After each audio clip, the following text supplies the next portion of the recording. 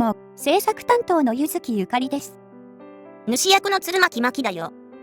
さて、今回は作って集めるスヌーピー&フレンズの第3号を作っていきましょうか。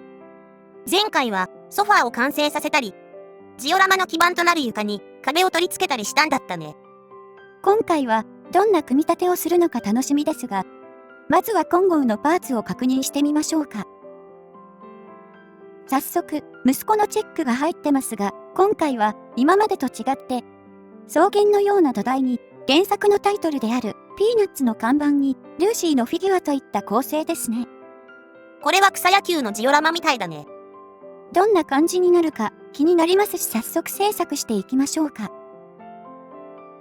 まずはこの草地の土台の裏側を確認した上で表側に切り込みを入れるみたいですね。これ、後々パーツを差し込みやすくするためらしいんだけど、結構へこみが多いから少しわかりにくいんだよね。説明書には、くぼみがとしか書かれてないんだけど、左右のくぼみに切り込みを入れるみたいだから、おそらく端っこまで伸びてる細長いくぼみのことだと思うよ。それで、ここの芝生を切っていくわけですが、どのくらい切ればいいんでしょうか？これが悩みどころで、説明書では切るとしか書いてないんだよね。おそらく、溝の幅で切るってことなんだろうけど、芝生が思ったより薄くて、そこまで影響なさそうだから、今は質感重視で、切り込みを入れるだけにしようか。これでも、目に見えて切り込みが入ってるのが、わかりますね。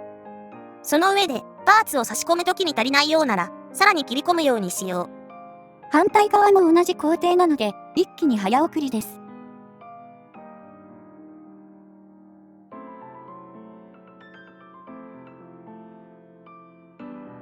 お次は、今加工した土台に奥にある茶色の物体というかマウントらしいんだけど、これを固定するよ。そのために、まずは土台の裏側から、竹串のようなものを差し込むみたいですね。マウントはネジで固定するんだけど、土台側が芝生でネジ穴が見えないから、こういう串で、マウントをネジ穴に誘導するわけだね。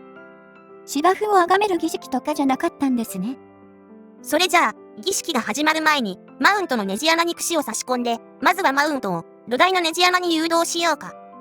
これで、土台とマウントのネジ穴が一致したら、マウントをしっかり押さえてから、串を抜いてネジ止めしよう。確かにこうすると、ネジ穴が見えなくても、簡単に穴を合わせることができますね。よし、これで、ネジ穴の合わせができたので、串を抜いて固定してしまいましょう。いつも通りの作業なので、早送りしちゃいますね。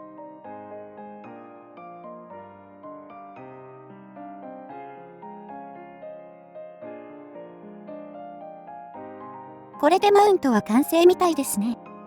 マウントには穴がかなり開いてるから、ここにフィギュアとかを差し込んで展示できるみたいだね。では、早速今回付属してきたルーシーを設置してみましょうか。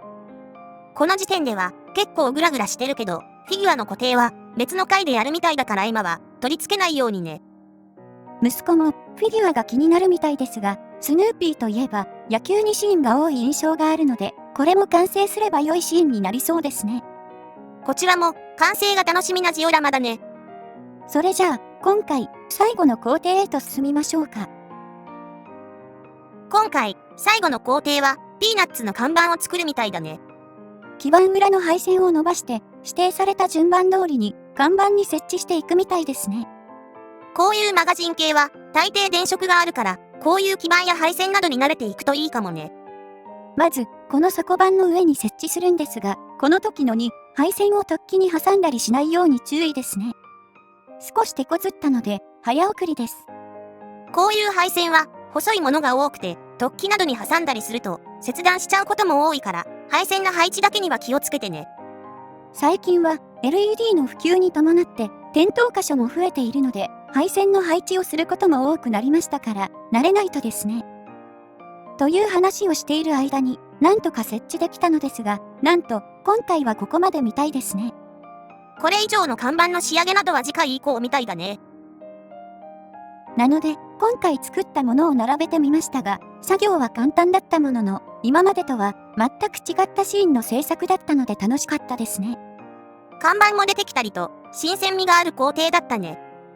次回はまた、前回までのジオラマに戻って作業していく感じになるからまた見てくれたら嬉しいな。それじゃあ、ご視聴ありがとうございました。